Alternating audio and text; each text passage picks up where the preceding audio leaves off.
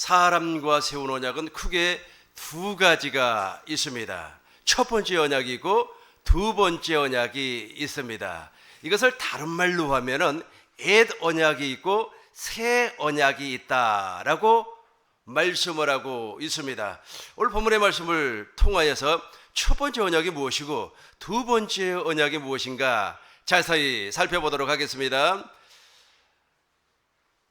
갈라디아서 4장 21절부터 보시겠습니다. 내게 말하라. 율법 아래 있고자 하는 자들아 율법을 듣지 못하였느냐. 22절 보시겠습니다. 기록된 바 아브라함에게는 두 아들이 있으니 하나는 여종에게서 하나는 자유 있는 여자에게서 태어난 사람이고 자유인, 저 자유인이 바로 사라를 얘기하는 겁니다. 사라의 몸에서 태어난 사람이고 하갈의 몸에서 태어난 사람이 있다. 그런데 이 두 여자는 두 언약이다. 그렇게 말을 하고 있습니다. 24절을 보시겠어요? 24절 이것은 비유니 이 여자들은 무슨 언약이라? 두 언약이라. 다시 한번 23절부터 보겠습니다. 23절부터 여종에게서는 육체를 따라 낳고 자유 있는 여자에게서는 약속으로 말미암았느니라. 육체를 따라 낳고 저 친구가 누구냐면 이스마엘을 이야기하고 있습니다. 그렇다면 자유 있는 여자에게서 태어난 사람은 누구입니까? 이삭을 말을 하고 있습니다. 두 여인은 두 언약을 말을 하고 있는데 첫 번째는 하갈의 몸에서 태어난 이스마엘. 이 이스마엘은 모세의 율법, 옛 언약을, 첫 번째 언약을 상징하고 있고 자유 있는 여자, 즉 사라의 몸에서 태어난 이삭은 하나님의 약속을 믿음으로 말미암아 태어났기 때문에 예수님을 모형으로 하고 있습니다. 예수님을 모형으로 하고 있기 때문에 두 번째 언약, 새 언약 그렇게 이야기하고 있습니다. 다시 한번 21절부터 보시겠습니다. 21절부터 내게 말하라. 율법 아래 있고자 하는 자들아 율법을 듣지 못하였느냐. 지금도 율법 아래에서 의롭고 거룩하고 선하게 살아서 하나님 앞에 복을 받아야 됩니다. 하나님 앞에 정말로 은혜 받아야 됩니다 라고 하면서 자기가 하나님 앞에 은혜 받으려고 하고 자기가 하나님 앞에 복을 받으려고 하는 자기 행위를 드러내고자 하는 사람을 율법 아래 있고자 하는 사람이다. 그렇게 말을 하고 있습니다. 그러니까 율법 아래 있다고 하는 말은 자기 스스로 살려고 하는 사람들을 율법 아래 있다. 자기 스스로 살려고 하는 사람들은 은혜도 자기가 받아야 돼요. 또 하나님의 일도 내가 해야 되는 거예요. 하나님의 일은 하나님이 하는 겁니다. 하나님께서 나에게 은혜를 주었습니다. 은혜를 주었다면 이렇게 이야기할 겁니다. 오늘 누구에게 말이야 사랑을 실천하라. 그러면 사랑을 실천할 수 있는 마음을 줄 겁니다. 그러면 하나님 무슨 사랑을 어떻게 실천할 겁니까? 그러면 그 사람에게 말이야 오늘 말이야 짬뽕을 사주어라 라고 하는 하나님의 사랑이 나타났다면 짬뽕 값도 하나님께서 주신다는 거예요. 내가 하는 거 아니에요. 그런데 율법 아래 있고자 하는 사람들은 자기가 하려고 하는 거예요. 자기가 짬뽕도 사 먹여야 되고 자기가 열심히 훈련도 시켜야 되고 자기가 그 사람을 설득시키고 자기가 그 사람을 위로해야 된다는 거예요. 이게 바로 율법 아래 있는 사람이에요. 그런데 사도 바울은 무엇이라고 했습니까? 내게 말하라. 나에게 한번 이야기해봐라. 나에게 한번 소리 질러봐라.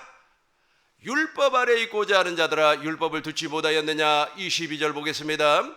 기록된 바 아브라함에게는 두 아들이 있었어요. 두 아들이 있었습니다. 하나는 여종에게서, 저 여종에게서 태어난 사람이 바로 이스마엘인데 저 이스마엘과 같은 사람은 여전히 율법 아래에서 의롭고 거룩하게 선하게 살아서 하나님 앞에 복을 받으려고 하는, 자기 의를 통하여서 하나님 앞에 복을 받으려고 한다라는 겁니다. 이런 사람들은 어떤 사람입니까? 종이 종, 율법 아래 종, 영원히 종이기 때문에 하나님의 나라를 유업으로 받을 수가 없다라는 겁니다. 기록된 바 아브라함이 두 아들이 있으니, 같이 하겠습니다. 기록된 바 아브라함이 두 아들이 있으니 하나는 여종에게서 하나는 자유 있는 여자에게서 낳다 하였으니. 23, 24절까지 쭉 같이 읽겠습니다. 여종에게서는 육체를 따라 낳고 자유 있는 여자에게서는 약속으로 말미암았느니라. 이것은 비유니 이 여자들은 두 언약이라. 하나는 시인의 산으로부터 종을, 그렇죠, 여기서부터 잘 주목해 주시기 바라겠습니다. 이것은 비유니 이 여자들은 두 언약이라. 이 두 언약 가운데 첫 언약이 바로 종을 낳는 자리 곧 하갈이라. 하갈이 낳은 이스마엘이 종이라는 게 종. 무슨 종? 율법 아래 종. 무슨 종? 육신의 생명 아래 종이라는 겁니다. 무슨 종? 마귀의 종. 무슨 종? 죄 아래 종이라는 겁니다. 이 사람은 영원히 하나님의 나라를 유업으로 받을 수가 없다는 겁니다. 그렇다면 이 첫 번째 언약은 어떤 언약인가? 이 첫 번째 언약으로 살려고 하는 사람은 하나님의 은혜 가운데 떨어진 사람이고, 하나님의 생명에서 떨어진 사람이고, 하나님의 은혜에서 떨어졌기 때문에 저주받은 사람입니다. 갈라디아서 보겠습니다. 갈라디아서 5장 4절을 보겠습니다. 율법 안에서 의롭다함을 얻으려고 하는 너희는 그리스도에게서 끊어지고 은혜에서 떨어진 자로다. 3장 10절을 보겠습니다. 갈라디아서 3장 10절 같이 하겠습니다. 무릇 율법 행위에 속한 자들은 저 사람들 저주 아래 있다, 그렇게 이야기를 하고 있습니다. 왜 저주 아래 있다 그렇게 말을 하냐 하면, 첫 번째 언약은 시내산으로부터 왔어요. 시내산으로부터 왔다는 말은 무슨 말입니까? 모세를 통하여서 하나님께서 율법을 주었다는 겁니다. 그래서 율법을 하나님께서 모세에게 줄 때 모세를 시내산 위로 불러 올렸습니다. 왜냐하면 이스라엘 백성들이 불을 무서워했어요. 우리 하나님께서 시내산 호렙산에 강림을 했는데 불 가운데 강림을 했습니다. 이스라엘 백성들에게 말씀을 하셨습니다. 다 올라와라, 내가 너희와 더불어서 언약을 맺겠다라고 말씀을 하였습니다. 그런데 이스라엘 백성들이 불을 무서워해가지고 올라가지를 못하는 겁니다. 그래서 모세여, 당신이 하나님하고 대면을 해가지고 하나님의 음성을 당신이 듣고 우리에게 전달해 주세요, 이렇게 이야기를 하였습니다. 그러니까 시내산 즉 호렙산 정상에는 하나님의 불 가운데 임재하셨고, 그 중간에 산 중턱에는 모세가 서 있었고, 산 아래는 이스라엘 백성들이 대기하고 있었습니다. 우리 하나님께서 말씀을 선포를 했습니다. 나 외에 다른 신을 섬기지 말라, 그렇게 말씀을 하니까 이제 모세가 그 이야기를 듣고 하나님의 말씀을 듣고 이스라엘 백성들을 향하여서 나 외에 다른 신을 섬기지 말라 막 이렇게 선포를 했습니다. 그러니까 이스라엘 백성들이 아멘 그랬어요. 근데 중요한 것은 무엇이냐면, 우리 하나님께서 구름 가운데 불 가운데 내성으로 말씀을 하니까 아주 그냥 이스라엘 백성들이 도무지 그 말씀을 알아들을 수가 없어요. 그러니까 우리 하나님께서 어떻게 했습니까? 두 돌판에다가 하나님의 말씀을 기록을 해서 주었습니다. 신명기 5장 22절을 보시겠습니다. 여호와께서 이 모든 말씀을 그 산 위 불 가운데서 구름 가운데 흑암 가운데서 큰 음성으로 너희 총회에 이루신 후에 더 말씀하지 아니하시고 그것을 두 돌판에 서서 내게 주셨느니라. 그죠? 그렇게 해서 십계명이라는 거예요. 십계명. 그래서 모세의 율법을 십계명이라고 하는 겁니다. 저 십계명을 세부적으로 나누어 놓으면은 613가지의 율법이 되는 겁니다. 율법 가운데 우리가 지키지 못할 것이 사실 없습니다. 왜냐하면 하나님의 생명으로 사는 사람이기 때문에. 그럼에도 불구하고 육신의 생명으로 사는 사람은 절대로 저 율법을 지킬 수가 없습니다. 그래서 모세의 율법은 그리스도에게로 인도하는 몽학선생 역할을 할 수 있도록 하나님께서 주었다는 겁니다. 갈라디아서를 보겠습니다. 갈라디아서 3장 19절 현대인 성경으로 보겠습니다. 그런즉 율법이, 그렇다면 율법을 주신 목적이 무엇입니까? 잘 보시기 바라겠어요. 하나님께서 우리에게 십계명을 주었습니다.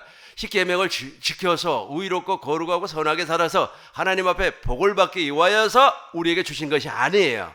이 십계명을 통하여서, 모세의 율법을 통하여서, 613가지 율법을 통하여서 나는 율법을 지킬 수 없는 종이었구나, 하갈의 자손이었구나, 이스마엘의 자손이었구나 라고 하는 것을 깨닫게 하기 위해서 주었다는 겁니다.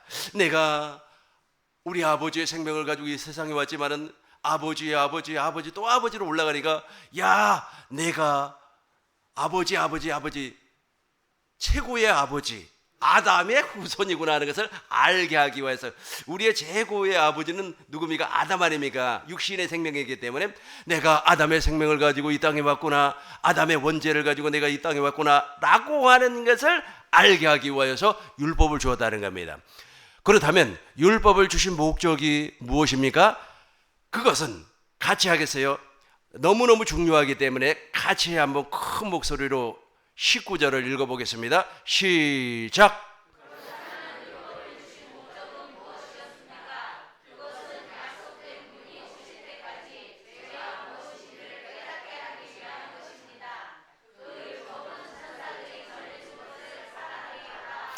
사람이 받아.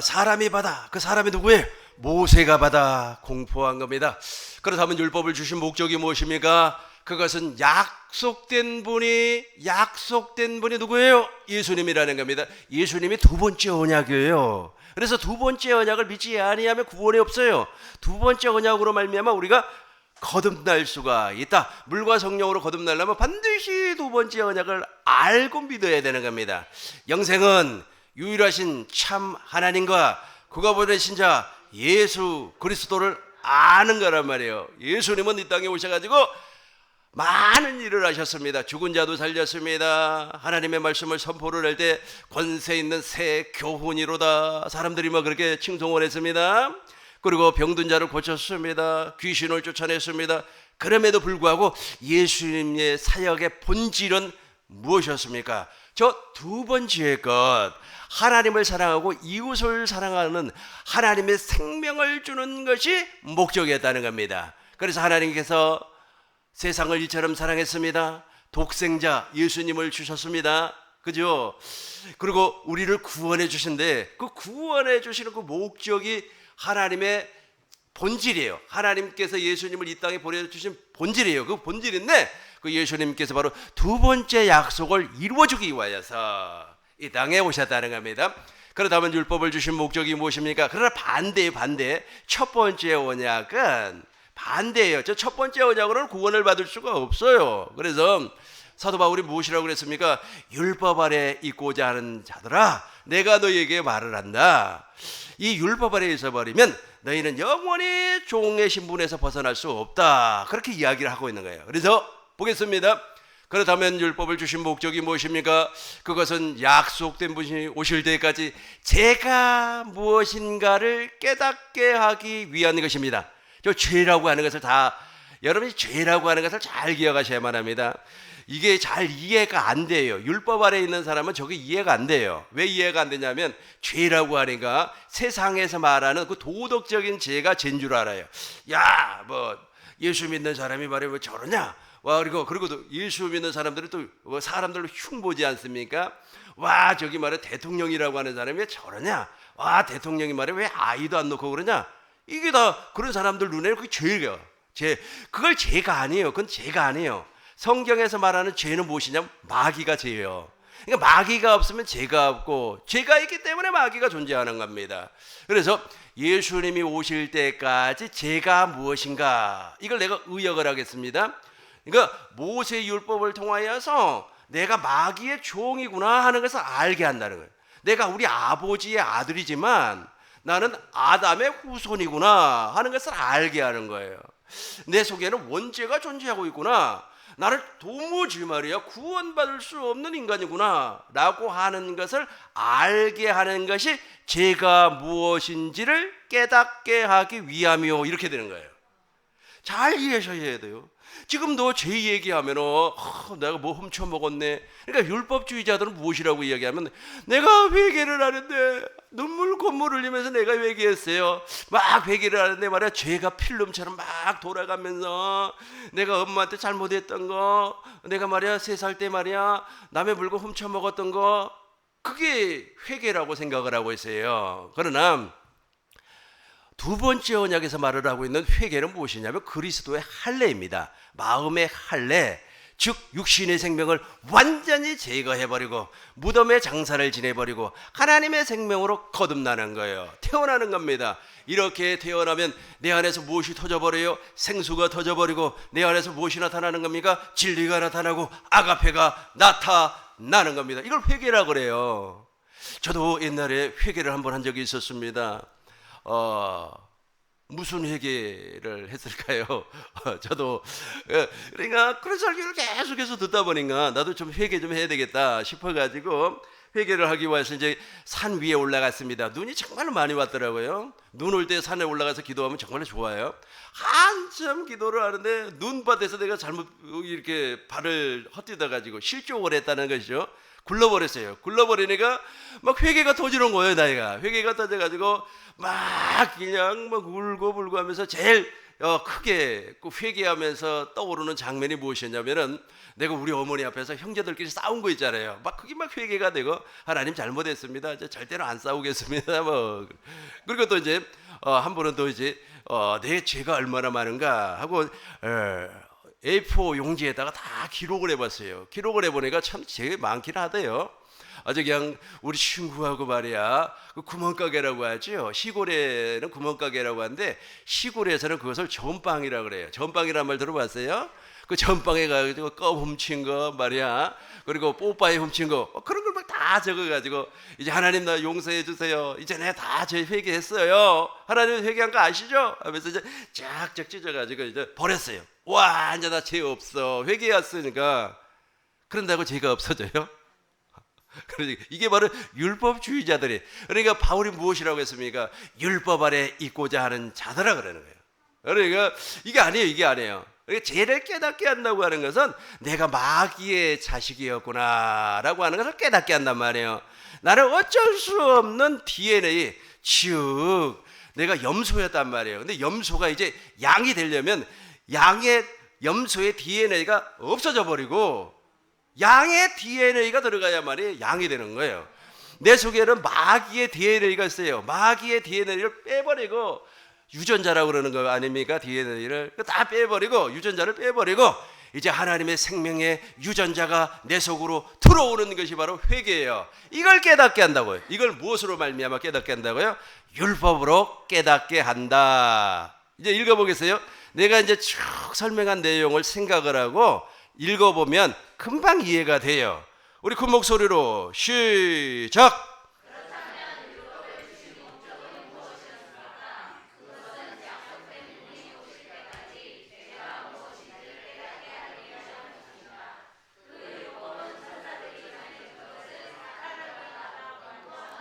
아멘. 그렇죠. 율법을 첫 번째 언약을 주신 목적은 무엇이라고요? 내가 하나님 앞에 정말로 거듭나야 할 죄인이구나. 죄라고 하는 것을 꼭 잘 인식을 하셔야만 합니다. 율법적인 죄가 아닙니다. 이게 그 율법 아래에 있는 사람들, 첫 언약, 옛 언약 아래에 있는 사람은 그런 식으로 막 계속해서 사람을 판단을 하고 정죄를 하고 그래요. 어떤 며느리가 시집을 갔어요. 시집을 갔는데 고졸인 것 같아요. 시어머니는 대졸이고, 그러니까 계속해서 너는 고등학교밖에 못 나온 게 뭘 아냐, 나는 말이야 가정교육을 못 받았다. 아니 고등학교 나온 사람하고 가정교육 못 받은 사람하고 무슨 상관이 있어요?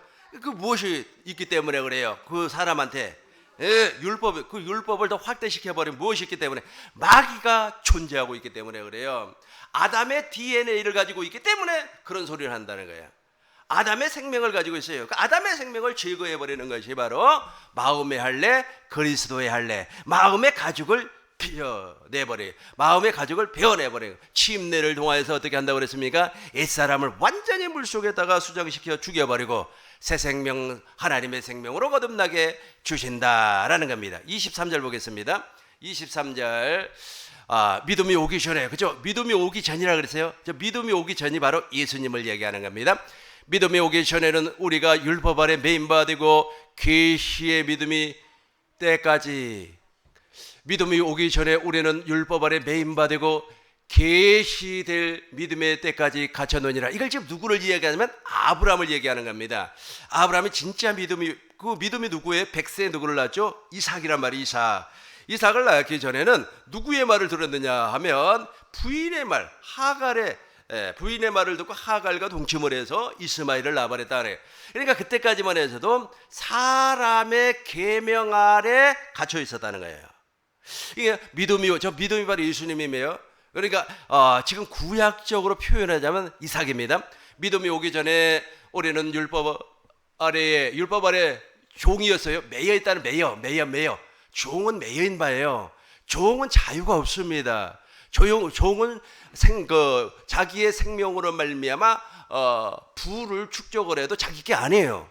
종은 평생 죽을 때까지 일을 해도 자기 게 없어요. 자기 지분이 없어요. 심지어는 있잖아요, 상속권도 하나도 없습니다. 종이 그래요. 그러니까 매여 있다는 겁니다. 그런데 믿음이 왔어요. 누가 왔어요? 100세에 이삭이 태어났습니다. 이삭이 태어나고 나니까 어디의 멍에 의해서? 종의 멍에 의해서. 그렇죠.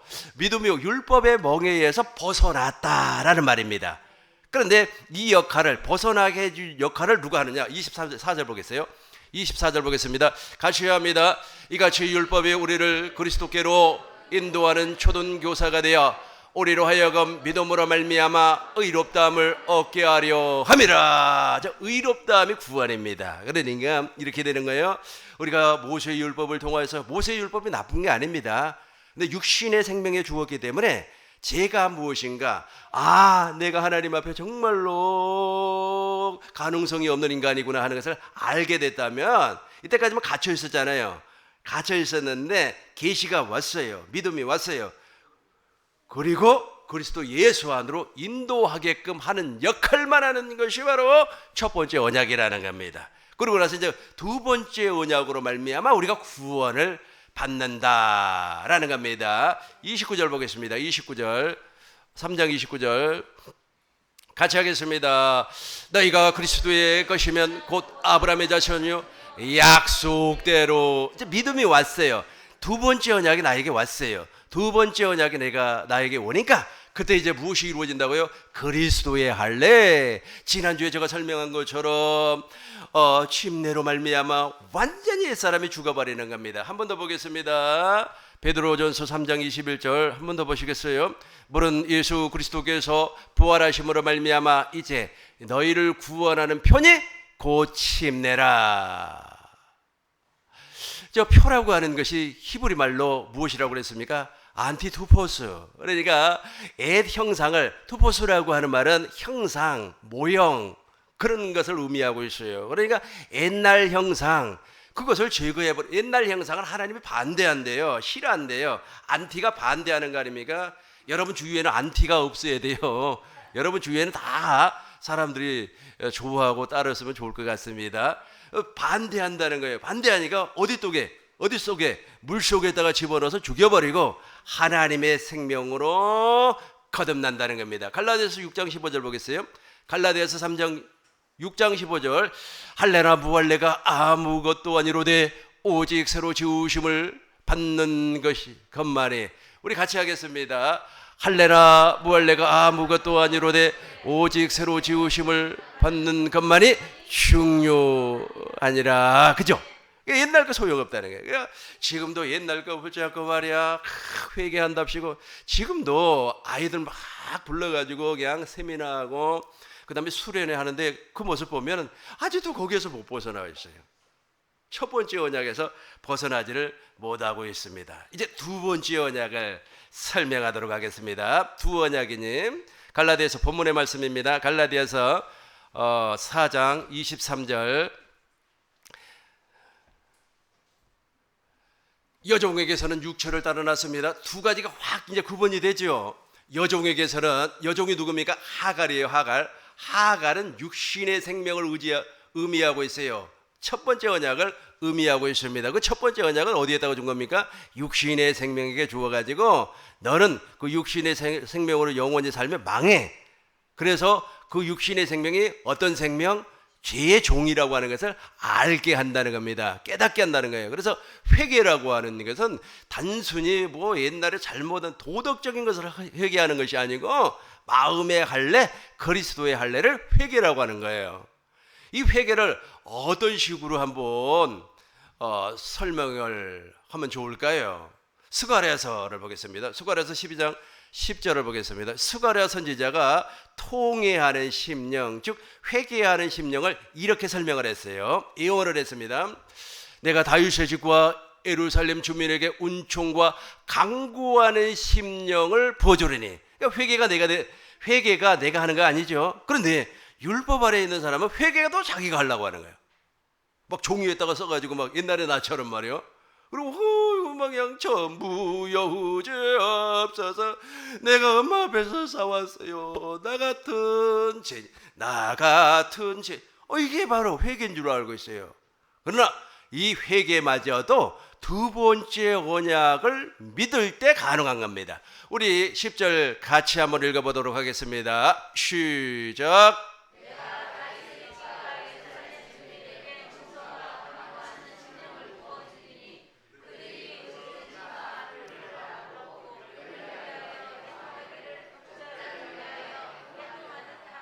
그를 위하여 통곡하기를 장자를 위하여 통곡하듯 하리로다. 이게 바로 십자가예요. 십자가.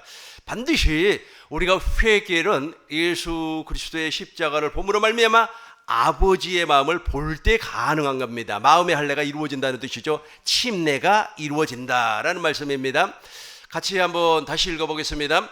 내가 다윗의 집과 예루살렘 주민에게 은총과 강구하는 심령을 부어주리니 그들이 그 찌른 바 그를 바라보고 그를 위하여 애통하기를 독자를 위하여 애통하듯 하며 그를 위하여 통곡하기를 장자를 위하여 통곡하듯 하리로다. 여러분, 고난을 죽어버렸어요. 참 이별 가운데서 제일 큰 이별이 자식이 부모보다 먼저 세상을 떠나는 것이 제일로 큰 이별이고 제일 큰 슬픔이라고 하지 않습니까? 그런데 큰 아들이 예를 들어서 죽어버렸다면 얼마나 통회가 이루어지겠습니까? 그런데 그것보다도 더 강력한 통회의 심령을 우리 하나님께서 부어준다는 거예요. 이렇게 부어줘서 이제 통회함으로 말미암아 회개가 이루어졌어요. 13장 1절부터 보겠어요. 이제 회개가 이루어지면 이렇게 되는 겁니다. 그날에는 죄와 더러움을 씻는 셈이 다윗의 족속과 예루살렘 주민을 위하여 열리리라. 이게 바로 두 번째 언약이에요. 두 번째 언약을 새 언약이라고 하는데 저 새 언약이 바로 누구를 통하여서 이루어지는 겁니까? 다윗의 후손 예수 그리스도로 말미암아 이루어지는 겁니다. 이 두 번째 언약과 새 언약의 내용은 여러분들이 너무너무 잘 알고 있어요. 왜냐하면 내가 10년을 여러분들에게 세미나도 하고 강의도 하고 설교도 했기 때문에 두 번째 언약의 내용과 새 언약의 내용을 잘 알고 있어요. 두 번째 언약의 내용 알지요? 누가 하늘에 올라가려고도 생각하지 말라. 땅으로 내려가려고도 생각하지 말라. 우리 하나님께서 우리 마음에서 말씀을 하신다. 새 언약이 무엇입니까? 하나님의 법을 내 생각에다가 두고 내 마음에 기록해서 내 안에서 우리 주님께서 말씀하신다는 겁니다. 그런데 이것이 이제 터지는 거예요. 두 번째 언약이 나에게 이루어지는 겁니다. 2절 3절 같이 읽겠습니다. 시작. 그날에는 내가 우상의 이름을 이 땅에서 끊어서 거짓 선지자와 더러운 귀신을 이 땅에서 그렇죠. 거짓 선지자와 더러운 귀신. 저 더러운 귀신이 어디에서 나와요? 죄에서 나와요. 그러니까 귀신이 역사하는 곳에선 마귀가 있고 죄가 있는 겁니다. 도덕적인 죄는 반드시 잊어버리시길 바라겠습니다. 여러분이 도덕적인 죄를 계속해서 품고 있으면 정죄자가 돼버려요. 심판자가 되는 겁니다. 그렇지, 그런 상황에서는 두 번째 언약이 이해가 안 되고 믿어지지가 않는 겁니다. 그러니까 그 사람이 비록 비호감이라고 할지라도, 비호감 많습니다. 사람들 비호감이라고 할지라도 판단하거나 정죄하거나 흉을 보면 안 돼요. 그런데 이제 가끔씩 이제 저도 있잖아요. 좀 이상하게 생긴 사람 지나가면 왜 저렇게 이상하게 생겼어? 그렇게 이야기도 하고 그럽니다만은, 그러나 그것이 마치 본심이 돼버리면 안 된다는 말입니다. 그래야만이 두 번째 언약이 여러분 심령 안에 빨리 이루어져요. 이제 14장 보겠습니다. 14장 8절을 보겠습니다. 14장 8절. 그날에는 생수가 예루살렘에서 솟아나 절반은 동해로 절반은 서해로 흐를 것이라. 여름에도 겨울에도 그러하리라. 9절 보겠습니다. 9절. 여호와께서 천하의 왕, 천하의 왕 예수님이 내 안에서 나타나요. 저분이 누구예요? 부활하신 그리스도예요. 저분이 어디에서 나타나요? 내 안에. 그래서 지금은 무엇을 믿는 겁니까? 내 안에 계신 그리스도를 믿는 거예요. 내 안에 계신 예수님을 믿는 겁니다. 내 안에 계신 예수의 이름을 믿는 거예요. 내 안에 계신 그리스도를 믿는 겁니다. 그래서 골로새서 1장 26절에 보니까 보세요. 골로새서 봐요. 내 안에 이 비밀은 만세와 만대로부터 감추어졌던 것인데 이제는 성도들에게 나타났습니다. 어떻게 나타났습니까? 다음 절 봐요. 같이 하겠습니다. 하나님이 그들로 하여금 이 비밀의 영광이 이방인 가운데 얼마나 풍성한지를 알게 하려 하심이라.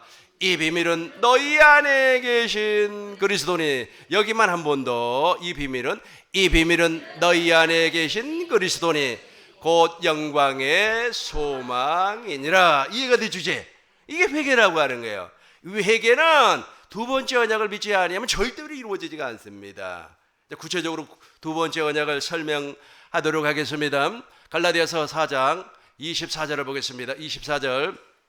두 언약이라고 그랬어요. 두 언약. 두 언약. 이 여자들은 두 언약이라. 25절 보겠습니다. 25절. 하갈은 아랍이야. 이거 아까 우리 설명했으니까 이제 더 이상 이야기하지 말아요. 우리하고는 상관없어요. 26절 보겠습니다. 오직 위에 있는 예루살렘은 자유자니 곧 우리의 어머니라. 이게 무엇입니까? 두 번째 언약을 믿음으로 말미암아 우리가 하늘로부터 태어나는 거예요. 하늘로부터 영접하는 자 곧 그 이름을 믿는 자들에게는 하나님의 자녀가 되는 권세를 주었으니. 요한복음 1장 13절.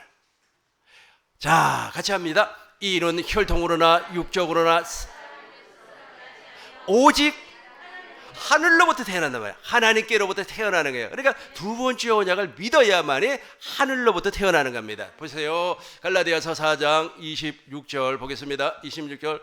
오직 위에 있는 예루살렘은 자유자니 곧 우리의 어머니라. 어머니라는 말은 무슨 말이냐면 우리가 물과 성령으로 거듭난단 말이에요. 진리의 성령이 나에게 오시면 나를 진리가 안으로 인도해서 두 번째 언약을 가르쳐줘요. 두 번째 언약을 가르쳐줘가지고 그 두 번째 언약을 믿음으로 말미암아 거듭나게 하는 거예요.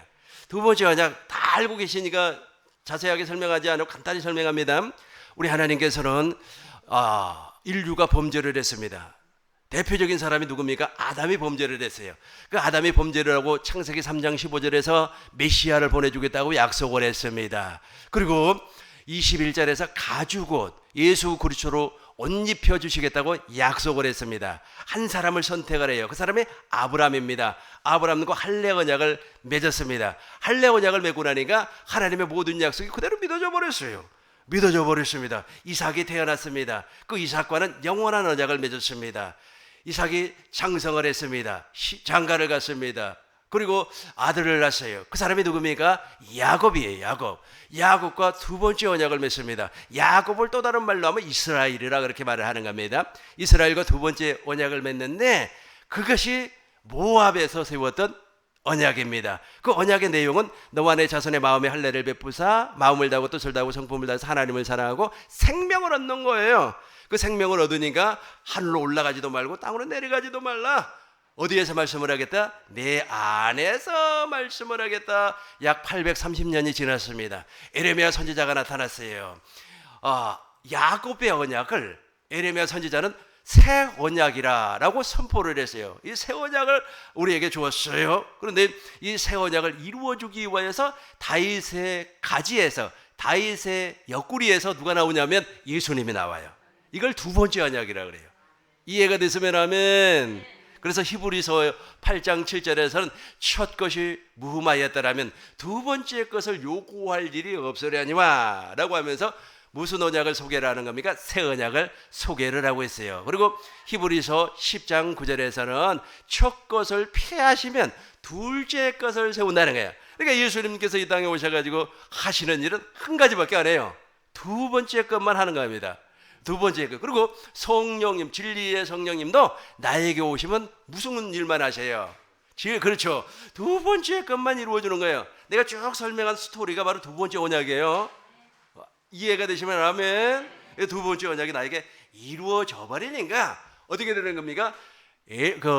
진리의 성령으로 말미암아 내가 다시 태어나는 거예요. 6장 15절 다시 읽고 이쪽으로 다시 옵니다. 할례나 무할례가 아무것도 아니로되 새로 태어라. 새로 지으심을 새로 태어나는 거예요. 새로 지우심을 받는 것만이 중요합니다. 그죠? 누구로 말미암아? 아니 예수님으로 말미암아 말고 아까 엄마라고 그랬잖아요. 다시 26절 보겠어요. 4장 26절. 오직 위에 있는 예루살렘은 자유자녀 곧 우리의 저 어머니가 지금 누구를 사례를 얘기하고 있는데, 사례를 얘기하는데 사례가 지금 누구를 낳았어요? 이삭을 낳았잖아요. 그런 것처럼 전 성령을 상징을 하고 있습니다. 진리의 성령이 나를 진리 안으로, 성경 안으로 이끌림을 받게 해서 두 번째 언약을 깨닫게 해가지고 나를 거듭나게 한다는 거예요. 이해가 되죠? 이해가 되죠? 절대로 태어나지 않습니다. 그러니까 첫 번째 언약에 속해 있는 사람은 거듭난 사람이 아니에요. 목사님, 그 사람이 말이야 아주 그냥 하나님 앞에 충성을 다해가지고 집을 두 채를 팔아가지고 헌금을 했어요. 그래도 거듭나지 않아요.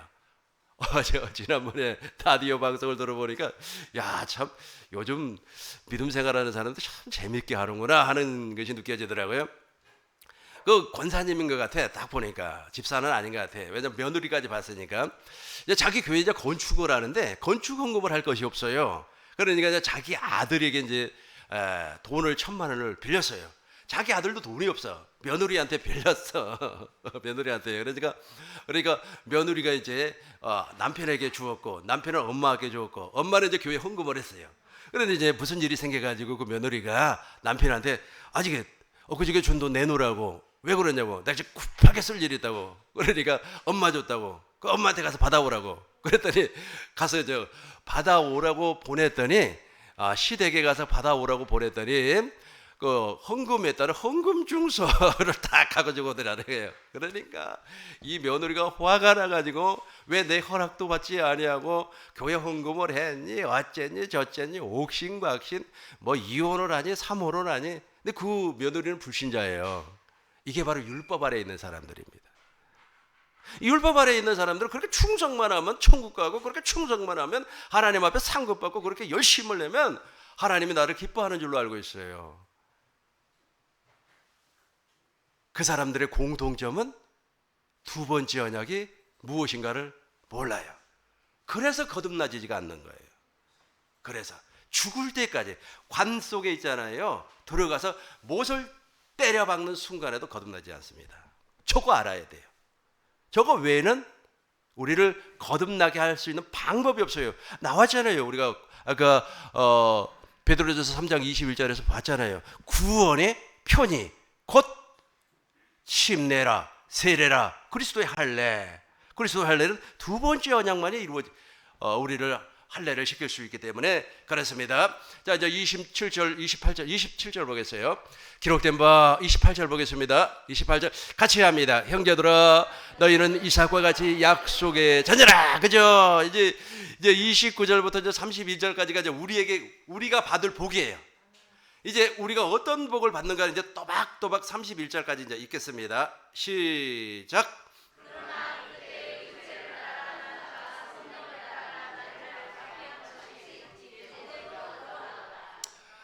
그러나 성경이 무엇을 말하느냐? 여종과 그 아들을 내어 쫓으라. 여종의 아들이 자유 있는 여자의 아들과 더불어 유업을 얻지 못하리라 하였느니라. 그런즉 형제들아, 그렇죠. 그런즉 우리 꿈 있는 가족 모든 사람들은 한번 옆 사람하고 한번 우리는 자유 있는 여자의 자녀입니다 하고 서로 한번 인사해 보시기 바라겠습니다. 우리는 자유 있는 여자의 자녀입니다. 30절 보겠습니다. 30절 보겠어요. 밑에 자유 있는 여자의 아들과 더불어, 여기서부터 같이 저 읽으면서 인사해요. 시작. 자유 있는 여자의 아들과 더불어 유업을. 그러면 우리는 어떻게 되는 거예요? 자유 있는 여자와 더불어서 유업을 얻는 거예요. 저것이 바로 썩지 않고 더럽지 않고 쇠하지 아니한 하나님의 나라를 유업으로 얻는 겁니다. 29절 보겠습니다. 29절. 그러나 그때 육체를 따라. 그런 것처럼 지금도 있잖아요. 이게 뭐네요? 지금 내가 설명하는 이 내용을 율법 아래에 있는 사람들은 죽었다가 12번 깨어나도 이해가 안 돼요. 그래서 내가 지난번에 누구한테 왜 설교를 저런 식으로 하냐 하면서 저런 식으로 설교하면 그래. 선 넘어가는 말 그만하라고. 그분 몰라요. 근데 그게 하나님의 말씀인 줄로 알고 있어요. 모세 율법 설교. 그러니까 첫 언약으로 선포하는 것이 설교인 줄로 알고 있어요. 그러니까 그 사람들 보기에는 선 넘었네 그런 소리가 나와요. 그러나 내가 보기에는 선 안 넘었네. 결론을 맺도록 하겠습니다. 누가복음 5장 36절 보겠습니다. 37절부터 보겠습니다. 이게 바로 결론이에요. 예수님의 말씀으로 결론을 맺겠습니다. 새 포도주를 낡은 가죽 부대에 넣는 자가 없나니 만일 그렇게 하면 새 포도주가 부대를 터뜨려 포도주가 쏟아지고 부대도 못 쓰게 되리라. 38절 새 포도주는 새 부대에 넣어야 할 것이니라. 그죠? 옛날 거 제가 해야 되는 겁니다. 첫 걸 제가 해야 돼요. 거기 머물러 있으면 안 돼요. 39절 보겠습니다. 근데 머물러 있으려고 하는 사람들이 있어요. 묵은 포도주를 마시고 새 것을 원하는 자가 없나니 이는 묵은 것이 좋다. 그러니까 옛날에 있잖아요. 그게 좋은 거야. 옛날에 신앙생활 했던 게 좋은 거예요. 그래서 지금도 있잖아요. 첫 언약에 속해 있는 사람은 딱 앉으면 내가 옛날에 어떻게 신앙했고 어쩌고 저쩌고 옛날에 뭐 방언을 받았네. 옛날에 어쩌고. 옛날이 좋다는 게 옛날. 다시 한번 39절 같이 합니다. 묵은 포도주를 마시고 새 것을 원하는 자가 없나니 이는 묵은 것이 좋다. 그러니까 이게 두 번째 것이 안 들리는 거예요. 두 번째 것은 아무리 설명을 해줘도 세기의 경력이에요. 아는 것 같지만 돌아가 버리고 아는 것 같지만 돌아가 버리고 마치 그냥 오뚜기처럼 있잖아요. 오뚜기 같이 넘어진 것 같지만 쓰고 이게 아니라는 거예요. 간단하게 정리하겠습니다. 두 번째 언약만이 우리를 구원할 수 있는 유일한 진리입니다. 꿈 있는 교 모든 성도님들의 두 번째 언약으로 사시길 주의 이름으로 축원합니다.